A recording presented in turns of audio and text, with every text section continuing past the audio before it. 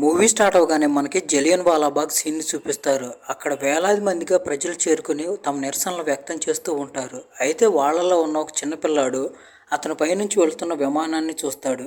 కాసేపటికి general Dyer అనే అతను తన సైనికులతో కలిసి అక్కడికి చేరుకుంటాడు. అక్కడ పెద్ద మొత్తంలో ఉన్న నిరసనకారులు ఆ జనరల్ డయ్యర్ గాడిని వాడి సైనికుల్ని చూసి ఏదైనా చేద్దామని రియాక్ట్ అవ్వబోయేంతలోపే జనరల్ డయ్యర్ గాడు వాడి సైనికులకి అక్కడున్న నిరసనకారుల్ని షూట్ చేయమని చెప్పి ఆర్డర్స్ ఇస్తాడు.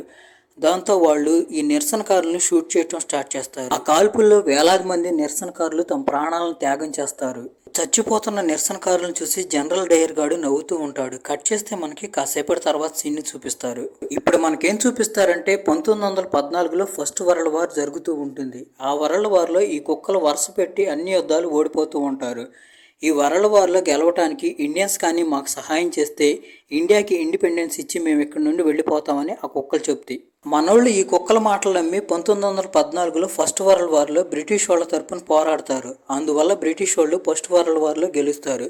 కానీ ఆ కుక్కలు మాట మీద నిలబడకుండా మనవాళ్ళని మోసం చేసి రివర్స్లో మన వాళ్ళనే బానిసలుగా చేసుకుని వాళ్ళ మీద పెత్తనం చేస్తూ ఉంటారు. ఇప్పుడు కృపాల్ సింగ్ అనే ఒక ఆందోళనకారుడు, అతను ఒక కాలేజీ ప్రొఫెసర్ కూడా. బ్రిటిష్ వాళ్ళు మనల్ని మోసం చేశారని చెప్పి బ్రిటిష్ వాళ్ళకి వ్యతిరేకంగా తన గొంతుకును వినిపిస్తాడు. దాంతో బ్రిటిష్ వాళ్ళు ఎలాగైనా కానీ కృపాల్ సింగ్ని అరెస్ట్ చేసి జైల్లో వేయాలని చెప్పి ప్లాన్ వేస్తారు. వాళ్ళు అలా ఎందుకు ప్లాన్ వేస్తారంటే ఒకవేళ కృపాల్ సింగ్ని కానీ తీసుకువెళ్ళి జైల్లో పడేస్తే మిగతా వాళ్ళు ఎవరు నోరెత్తకుండా సైలెంట్గా బానిసత్వం చేస్తారని. తర్వాత పంజాబ్ జనరల్ మైకేల్ అలాగే డయ్యర్ కలిసి వాళ్ళ అడ్వైజర్ అయిన ధీరజ్ సింగ్ని కలుస్తారు. ఇతను ఒక ఇండియన్. అతన్ని అడుగుతారు, మనం కృపాల్ సింగ్ని ఎలాగైనా కానీ జైలుకి పంపించాలంటే ఏం చేయాలని. అతను చెప్తాడు, నాకు తెలిసిన ఒక లాయర్ ఉన్నాడు, కరుణాకర్ నాయర్ అని. అతను ఇంతవరకు ఒక కేసులో కూడా ఓడిపోలేదు. అతనైతే తేలిగ్గా కృపాల్ సింగ్ని జైలుకు పంపిస్తాడని చెప్తాడు. తర్వాత ధీరజ్ సింగ్ నాయర్ దగ్గరికి వెళ్ళి అతన్ని బ్రిటిష్ వాళ్ళ తరపున అడ్వకేట్గా వాదించడానికి రిక్రూట్ చేసుకుంటాడు.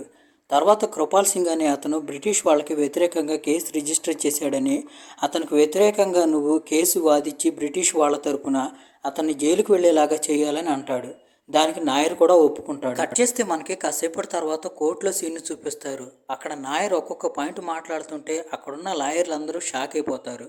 అప్పుడు నాయర్ మాట్లాడుతూ, కొద్ది రోజుల క్రితం ఒక బాంబు దాడిలో బ్రిటిష్ సైనికుడు ఒక అతను చనిపోయాడు. కృపాల్ సింగ్ పెట్టిన బాంబు వల్లే అతను చనిపోయాడు. ఎందుకంటే కృపాల్ సింగ్ వరల్డ్ వార్ 1లో పార్టిసిపేట్ చేశాడు. అందువల్ల అతనికి బాంబులు తయారు చేయడం వచ్చని అంటాడు. అలాగే కృపాల్ సింగ్ ఒక బాంబు తయారు చేసి కొంతమంది పిల్లలకి ఇచ్చాడని, వాళ్ళు ఆ బాంబుని ఆ సైనికుడి దగ్గర పెట్టి అతను చనిపోయేలా చేశారని చెప్పి నాయర్ ప్రూవ్ చేస్తాడు. దాంతో జడ్జి గారు కొన్ని రోజులు కృపాల్ సింగ్ని జైల్లో ఉండాలని చెప్పి తీర్పిస్తారు. కృపాల్ సింగ్ అక్కడి నుండి వెళుతూ నాయర్తో అంటాడు, నువ్వు చాలా మంచి లాయరు కానీ తప్పుడు వ్యక్తుల కోసం వాదిస్తున్నావు అని అంటాడు. అయితే నాయర్ పెద్దగా కృపాల్ సింగ్ మాటలను పట్టించుకోడు. కట్ చేస్తే మనకి తన మిస్సెస్తో పాటు ఉన్న నాయర్ని చూపిస్తారు. అప్పుడే మైకేల్ అక్కడికి వచ్చి, నువ్వు మమ్మల్ని కేసులో గెలిపించావు, అందువల్ల మా సార్ వాళ్ళు చాలా సంతోషంగా ఉన్నారు, నీకు సర్ అనే బిరుదిచ్చి నిన్ను సత్కరియాలనుకుంటున్నారని చెప్తారు. ఆ మాటలు వినగానే నాయర్ చాలా సంతోషపడిపోతాడు.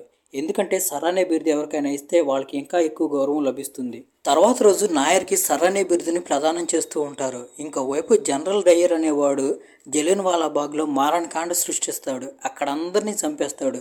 అక్కడ జనరల్ డయ్యర్ వాడి సైనికులు వెళ్ళిపోయిన తర్వాత చూస్తే అన్ని శవాలే ఉంటాయి.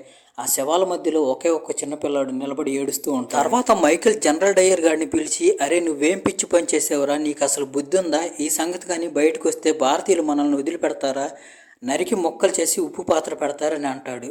తర్వాత మైకేల్ గాడు ధీరజ్ని పిలిచి, ఈ జలియన్ వాలాబాగ్ గోలీకాండ ఇష్యూ బయటికి రాకుండా దాన్ని ఎలాగైనా కానీ కంట్రోల్ చేయమని అంటాడు. ఈ ధీరజ్ అనే కుక్క ఏం చేసిద్ది అంటే, ఆ జలియన్ వాలాబాగ్ గోలీకాండలో చనిపోయిన డెడ్ బాడీలు అన్నీ ఉంటాయి కదా, చాలా మంది సైనికులను తీసుకెళ్లి ఆ డెడ్ బాడీలన్నింటినీ తగలబెట్టిస్తాడు. ఇంకా జలియన్ వాలాబాగ్ గోలీకాండ జరిగిందని చెప్పి బయటికి రాకుండా.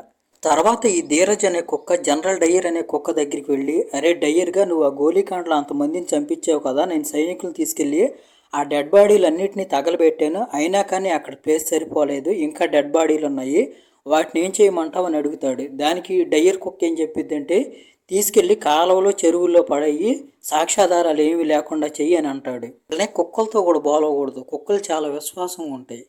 ఈ ధీరజ్ గాడు ఆ జనరల్ డయ్యర్ గాడు మాట్లాడే మాటలకు చూసి అదిరిపోతాడు. ఎందుకంటే జనరల్ డయ్యర్ గాడికి కొంచెం కూడా పశ్చాత్తాపం లేదని. ఇంకోవైపు ఆ చచ్చిపోయిన వ్యక్తుల ఫ్యామిలీ మెంబర్స్ ఉంటారు కదా, వాళ్ళు రోడ్ల మీదకి వచ్చి నిరసన తెలుపుతూ ఉంటారు. చనిపోయిన వ్యక్తుల గురించి ఆచూకీ తెలుసుకొని నిజానిజాలు బయటికి తీసుకురావాలని చెప్పి బ్రిటిష్ ప్రభుత్వం మీద వాళ్ళు ఒత్తిడి తెస్తూ ఉంటారు. ఈ బ్రిటిష్ కుక్కలకి సాగు తెలివితేటలు ఎక్కువ కదా. వాళ్ళు ఏం చేస్తారంటే ఆందోళన చేసే వాళ్ళందరి దగ్గరికి వెళ్ళి వాళ్ళకి ఒక రూ.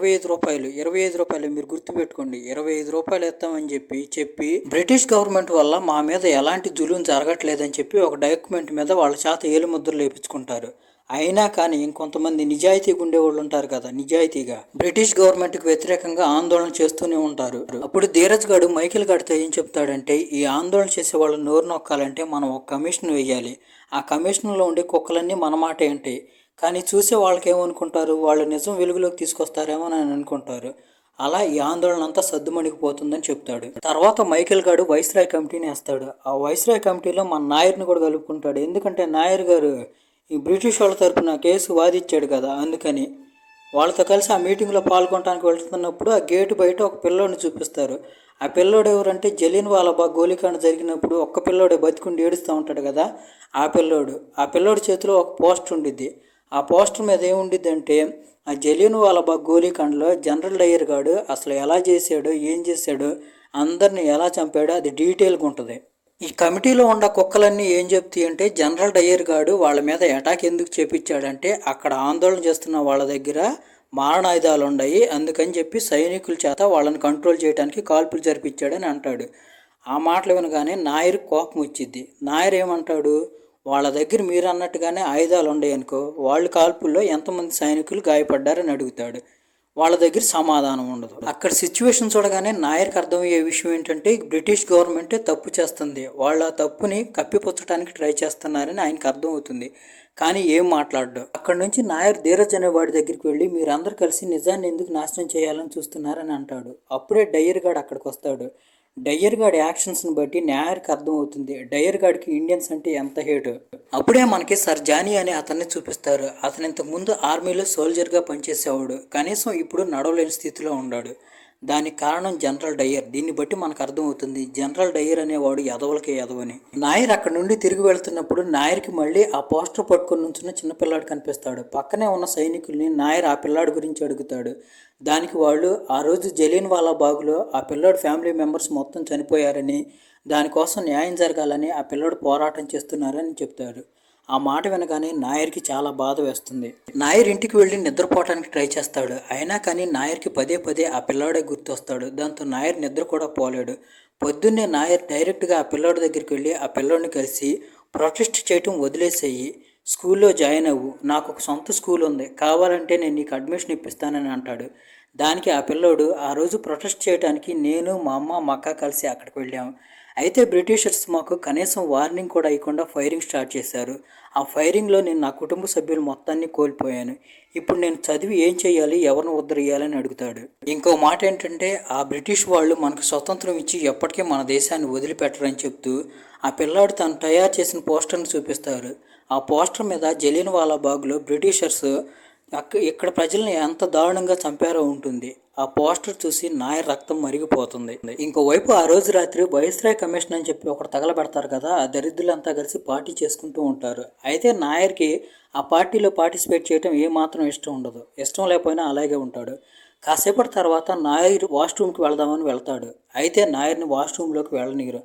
అప్పుడే అక్కడ ఒక బోర్డు చూపిస్తారు. ఆ బోర్డు మీద dogs and Indians are not allowed అని ఉంటుంది. జాగ్రత్తగానండి, dogs and Indians are not allowed. అది చూసి నాయర్కి చాలా బాధ వేస్తుంది, కానీ ఏమీ చేయలేని పరిస్థితి.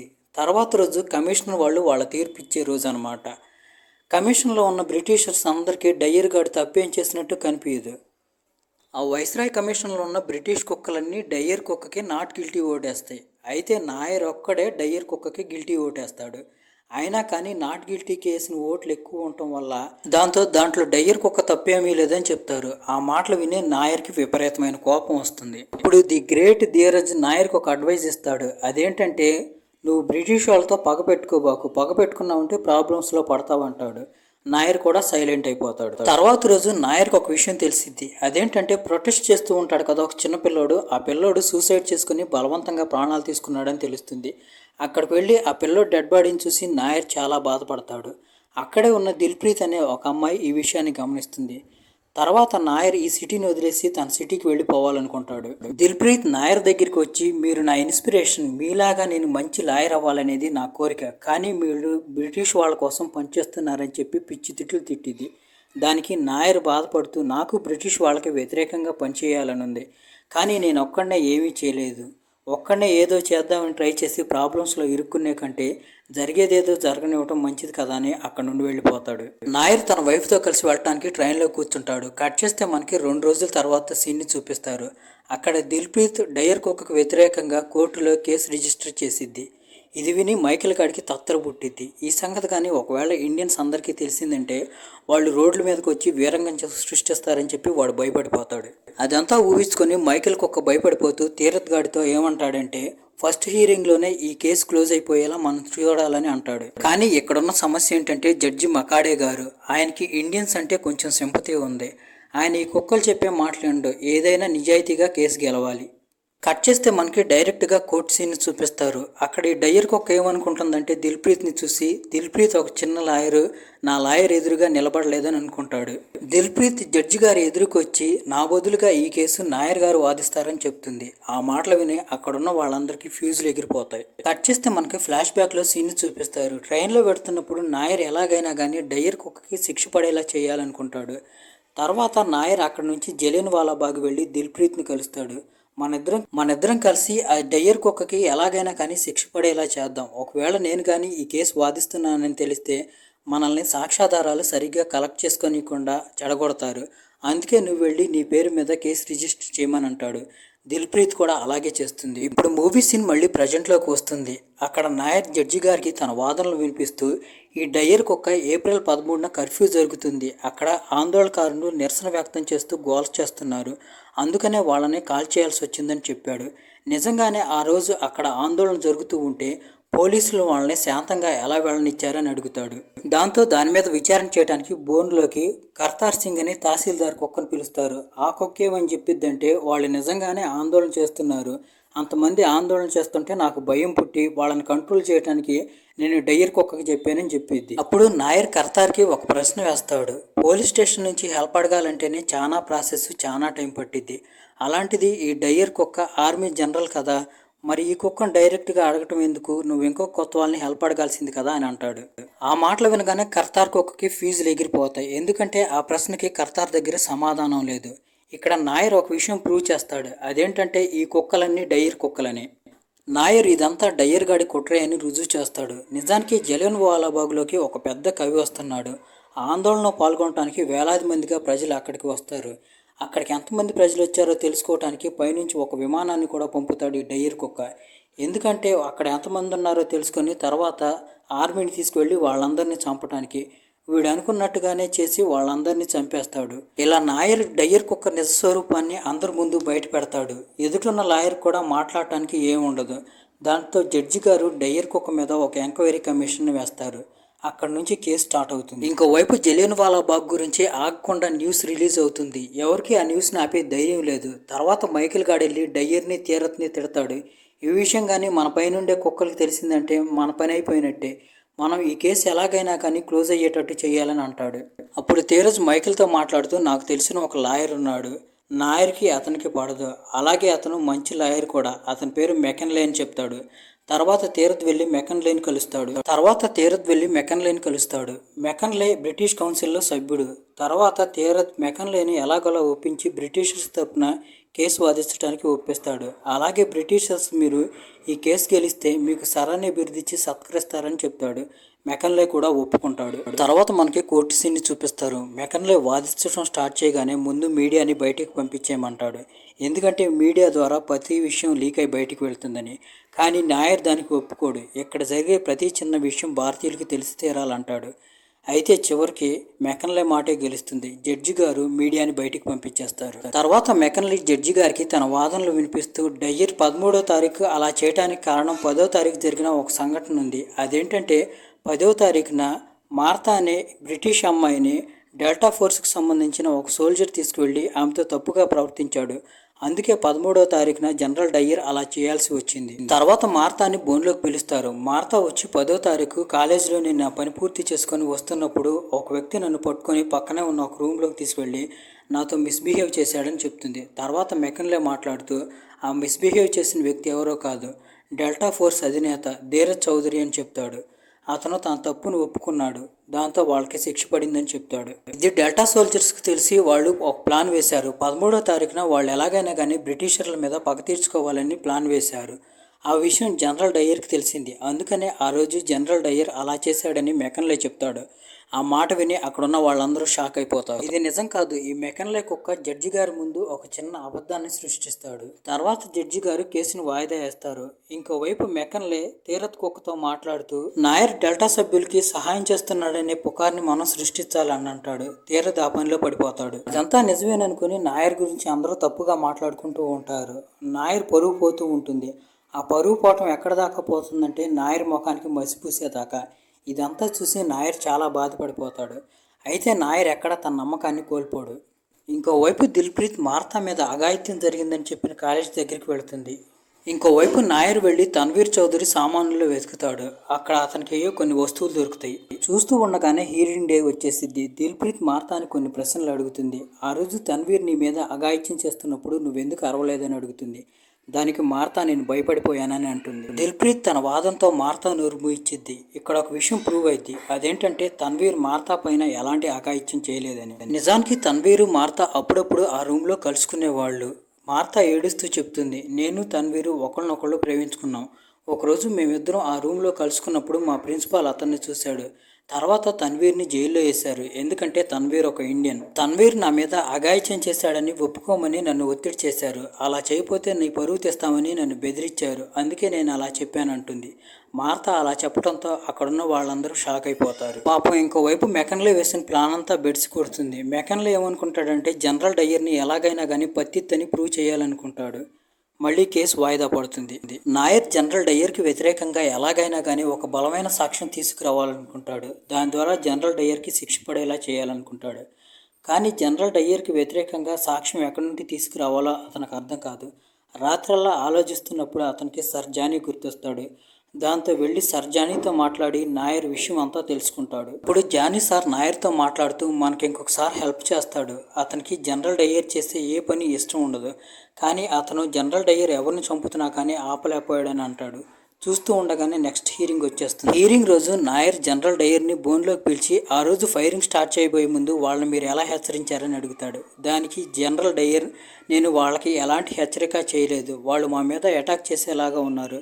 అందుకనే మేము స్ట్రైట్గా ఫైరింగ్ స్టార్ట్ చేసామని చెప్తాడు. ఆ మాటలు విని నాయర్ అంటాడు, అక్కడ ఒక 8 సంవత్సరాల పిల్లోడు కూడా ఉన్నాడు. అతను మీ మీద అటాక్ ఎలా చేస్తాడని అంటాడు. తర్వాత నాయర్ జడ్జి గారికి జానీ సార్ స్టోరీ చెప్పడం స్టార్ట్ చేస్తాడు. జానీ సార్ ఒక ఇండియన్. ఆయన ఒకసారి 15 నిమిషాలు డ్యూటీకి లేటుగా వచ్చాడు. దాంతో జనరల్ డయ్యర్ మెటల్ బూట్లు తీసుకొని జానీ సార్ పైన అటాక్ చేశాడు. ఆ అటాక్లో అయిన గాయాల వల్ల అతను ఇప్పటికీ సరిగ్గా నడవగలిగే స్థితిలో కూడా లేడని అంటాడు. తర్వాత జడ్జి గారికి నాయర్ ఒక మెడికల్ సర్టిఫికేట్ని చూపిస్తాడు. ఆ సర్టిఫికేట్లో జనరల్ డయ్యర్కి కోపం ఊరకనే వచ్చిద్దని ఉంటుంది. ఆ సర్టిఫికేట్ని డయ్యర్తో పాటు కలిసి పనిచేసే ఆఫీసరే నాయర్కి ఇస్తాడు. తర్వాత నాయర్ జడ్జి గారికి డయ్యర్ గురించి చెప్తూ డయ్యర్కి చిన్నప్పటి నుంచి ఇండియన్స్ అంటే విపరీతమైన దేశం, దానికి తోడుగా కోతి కొబ్బరి చెప్పు దొరికిందని చెప్పి ఇతని చేతిలో అధికారం వచ్చేసరికి ఆ రోజు జలియన్వాలాబాగ్లో ఇతని క్రూరత్వం అంతా తీర్చుకున్నాడని అంటాడు. ఆ మాటలు వినగానే డయ్యర్ నాయర్ కాలర్ పట్టుకుంటాడు. జడ్జి గారు మళ్ళీ వాయిదా వేస్తారు. ఆ రోజు రాత్రి మెకన్లే తీరత్తో మాట్లాడుతూ మనం ఇలాగైతే నాయర్ని ఆపలేము, నాయర్ని ఆపడానికి ఏదో ఒకటి చేయాలని అంటాడు. అదే రోజు నాయర్ ఇంటి పైన పోలీసులు రైడ్ చేస్తాడు. అసలు ఏం జరుగుతుందంటే నాయర్ ఇన్వెస్టిగేషన్ టైంలో వెళ్ళకుండా కొన్ని చోట్లకు వెళ్ళాడని చెప్పి కేసు పెడతారు. అందువల్ల పోలీసులు ఇంట్రాగేషన్ కోసం నాయర్ని వాళ్ళతో పాటు తీసుకెళ్తారు. తర్వాత రోజు హీరింగ్ డే వస్తుంది. కానీ పోలీసులు ఏదో ఒక తప్పుడు ఆరోపణలు పెట్టి నాయర్ని వాళ్ళ దగ్గరే ఉంచుకుంటారు. తర్వాత జడ్జి గారు అక్కడున్న కమిటీని వాళ్ళ డెసిషన్ ఇవ్వమని అంటాడు. ఎందుకంటే ఆ రోజు ఆ కేసులో ఫైనల్ తీర్పు ఇవ్వాల్సి ఉంటుంది. ఆ కమిటీ వాళ్ళు మాట్లాడుతూ డయ్యర్ చేసిన దాంట్లో మాకు ఎలాంటి తప్పు కనిపించట్లేదు, కేవలం వాళ్ళ ప్రొటెక్షన్ కోసమే అతను వాళ్ళందరినీ చంపాల్సి వచ్చిందని చెప్తాడు. ఇంకోవైపు నాయర్ కూడా ఆబ్సెంట్ అవడంతో జడ్జి గారు డయ్యర్ పత్తిత్ అని చెప్పి తీర్పిస్తారు. దాంతో ఆ కేసు అక్కడితో ఖతం అయిపోతుంది. ఈ విషయం నాయర్కి తెలిసి నాయర్ చాలా బాధపడిపోతాడు. ఎందుకంటే గెలిచే అవకాశం ఉన్నా కానీ తాను కేసు గెలవకుండా ఓడిపోయానని. ఇంకోవైపు దిల్ప్రీత్ వాళ్ళ ఇంటికి వెళ్ళి ఎవరైనా అబ్బాయిని చూసి పెళ్లి చేయమని అంటుంది. ఎందుకంటే తనకి ఇంకా ఈ లా వర్క్ కంటిన్యూ చేయడం ఇష్టం లేదు. అలా చూస్తూ ఉండగానే కొన్ని రోజులు గడిచిపోతాయి. ఒకరోజు నాయర్కి కృపాల్ సింగ్ దగ్గర నుంచి ఒక లెటర్ వస్తుంది. ఆ లెటర్లో కృపాల్ సింగ్ నాయర్కి ఏమని రాస్తాడంటే, ప్రొటెస్ట్ చేస్తూ నీకు ఒక అబ్బాయి కనిపించాడు కదా, ఆ అబ్బాయి నా కొడుకు. నిజానికి అతను ఆత్మహత్య చేసుకొని ఉండడు. బ్రిటిష్ వాళ్ళే అతను కూడా చంపేసి ఉంటారని అంటాడు. ఆ లెటర్ చదవగానే నాయర్కి మైండ్ పోతుంది. తర్వాత నాయర్ దిల్ప్రీత్ దగ్గరికి వెళ్ళి నువ్వు రేపు హైకోర్టులో ఈ కేసు గురించి పిలివేయాలని చెప్తాడు. దిల్ప్రీత్ పిలివేయగానే హైకోర్టు జడ్జిలు ఆ పిల్ని డిస్మిస్ చేస్తారు. ఈ విషయం నాయర్కి తెలిసి నాయర్కి విపరీతమైన కోపం వస్తుంది. ఇప్పుడు నాయర్కి కోపం వచ్చి అక్కడున్న జడ్జీలను తిడతాడు. దాంతో జడ్జీలకి కోపం వచ్చి నాయర్ మీద ఒక ఎంక్వైరీ చేసి ఇక్కడితో నీ లాయర్ కెరీర్ ఎండ్ చేస్తామని వార్నింగ్ ఇస్తారు. చూస్తూ ఉండగానే నాయర్ మీద ఎంక్వైరీ జరుగుతూ ఉంటుంది. చాలామంది మీడియా వాళ్ళు అక్కడికి వస్తారు. అక్కడ ఒక జడ్జి నాయర్తో మాట్లాడుతూ అందరి ముందు మాకు సారీ చెప్పి వెళ్ళిపో, లేకపోతే నీ కెరీర్ ఎండ్ అయిపోయింది అని చెప్పి వార్నింగ్ ఇస్తాడు. దాంతో నాయర్ కోర్టులో అందరి ముందు లేచి సారీ అని చెప్తాడు. నన్ను అందరూ క్షమించండి, నేను నిజాన్ని మీ అందరి ముందుకు తీసుకురాలేకపోయాను. అలాగే నేను జలియన్ వాలాబాగ్ గురించి కూడా మాట్లాడాలనుకుంటున్నాను. బార్ కౌన్సిల్ 70 ప్రకారం నా మీద వేసిన ఈ నింద కూడా తప్పని నేను నిరూపిస్తానని అప్పుడు నాయర్ ఆ జ్యూరీ మెంబర్ని పిలుస్తాడు. ఎప్పుడైతే నాయర్ గిల్టీ అని చెప్తే మిగతా వాళ్ళు డయ్యర్కి నో గిల్టీ అని చెప్పి పత్తిత్ అని చెప్పి రిలీజ్ చేస్తారు అతన్ని. అయితే అప్పటికే జనరల్ డయ్యర్ మెకడే అనే ఆ జడ్జిని కూడా కొనేస్తాడు. అందుకనే ఆ జడ్జి జనరల్ డయ్యర్ పత్తిత్ అని చెప్పి తీర్పిస్తాడు. అక్కడ కూర్చున్న మీడియా వాళ్ళు ఇదంతా రాసుకుంటూ ఉంటారు. అప్పుడు నాయర్ మాట్లాడుతూ ఈ కోర్టు ఈ డయ్యర్ గార్డ్ని ఏమీ చేయలేకపోవచ్చు, కానీ డయ్యర్ గార్డ్ గురించిన నిజ విషయాలన్నీ ప్రతి ఒక్క భారతీయుడికి తెలియాలని నేను అనుకుంటున్నానని అంటాడు. తర్వాత రోజు నుంచి డయ్యర్కి వ్యతిరేకంగా పెద్ద సంఖ్యలో న్యూస్ ఆర్టికల్స్ పబ్లిష్ అవుతాయి.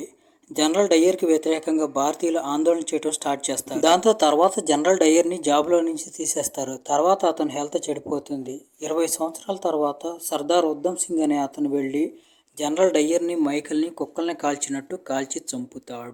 ఇక్కడితో ఈ మూవీ ఎండ్ అయిపోతుంది.